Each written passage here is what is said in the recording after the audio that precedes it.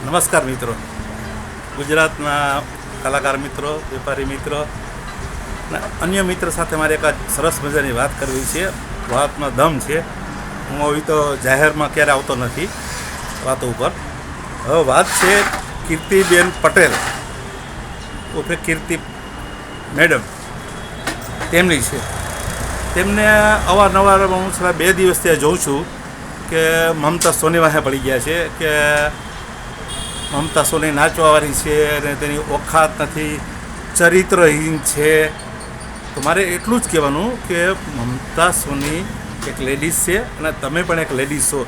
તો એક લેડીઝને આવી રીતે જાહેરમાં ઉતારી પાડતા મીડિયામાં તમને જ્યારે વિચાર ના આવ્યો? બીજો પ્રશ્ન એ છે કે હું પોતે ફિલ્મ ડાયરેક્ટર છું, કાંતિલાલ રાઠોડ. મમતાને છેલ્લા 30 વર્ષથી હું ઓળખું છું અને મમતા મારી સાથે મારા ગ્રુપમાં પહેલાં કામ કરેલ છે અને એક મૂવીમાં મારી સાથે મમતાએ કામ કર્યું છે. તો મમતા જે આગળ આવી છે ને એની મહેનત એના દમ પર આગળ આવી છે. તમે એમ કહો કે વિક્રમભાઈ ઠાકોર હતા એટલે તું ઓળખ, બાકી તારે કાંઈ ઓખાત નથી, તારે કાંઈ ઓલી નથી, તેની નથી, એવું નથી. વિક્રમભાઈ બહુ સારા કલાકાર છે, બહુ સુપરસ્ટાર છે. મમતા સારી કલાકાર છે ને એ લેડી સુપરસ્ટાર છે. ને બેયનું કોમ્બિનેશન હતું ને, બે જોડી કપલ ફિલ્મમાં આટલી બધી ફિલ્મ હિટ થઈ, પબ્લિક બેયને પસંદ કરે છે, બરાબર છે.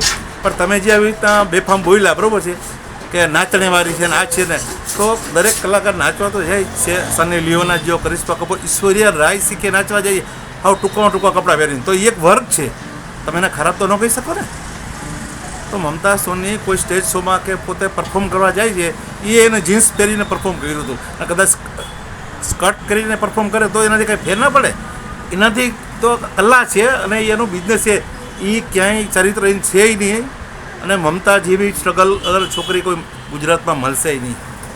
મમતા એટલી મહેનત કરી છે, આટલા વર્ષો પછી એ સ્ટ્રગલમાંથી આગળ આવી છે. અને એક સમય એવો હતો મેડમ કે મમતા સોનીને બધે રિજેક્ટ કરાવી નાખેલ છે ગુજરાતના બધા ડાયરેક્ટરે. આજે મમતા સોનીનો સમય છે કે મમતા સોની કહે ને એ ડાયરેક્ટરની લાઈન લાગે છે આજની તારીખમાં. એટલે કોઈથી કોઈ આગળ આવતું નથી અને કોઈ દ્વારા કોઈ વગર ના હાલે એ પણ નથી. વિક્રમભાઈને હું ઓળખું છું. વિક્રમભાઈ બહુ સારા કલાકાર છે, ગુજરાતનું ગૌરવ કહેવાય, બરાબર છે. પણ તમે એક લેડીઝ ઉઠીને આવી વાતો કરો તો તમારે કલાને કંઈ નિસ્બત જ નથી.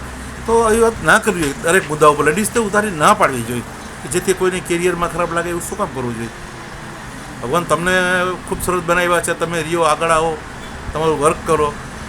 બીજું કે હમણાં હાલમાં ચાલમાં એક બીજો પ્રશ્ન પાછો પેટા પોઈન્ટ ઉપડ્યો છે કે દરેક સમાજના લોકોને આમંત્રણ આપ્યું, ઠાકોર સમાજના લોકોને આમંત્રણ આપ્યું, સત્વરા સમાજના આમંત્રણ આપ્યું, ઓલાઓને આમંત્રણ આપ્યું, તેને આમંત્રણ આપ્યું. તો એનાથી આપણે શું ફેર છે? આપણે તો કલાકાર છીએ અને સુપરસ્ટાર છીએ. એ તો વિક્રમભાઈ સુપરસ્ટાર છે ને રહેવાના જ છે. હવે આમંત્રણ ધારો કે એમ બને કદાચ કે અમારા સત્વરા સમાજ છે, દરબાર સમાજ છે, પટેલ સમાજ છે, એવા કેટલા સમાજના સંમેલન થાય છે, બરાબર ને? તો સંમેલનમાં તો બધાને આમંત્રણ નથી આપતા.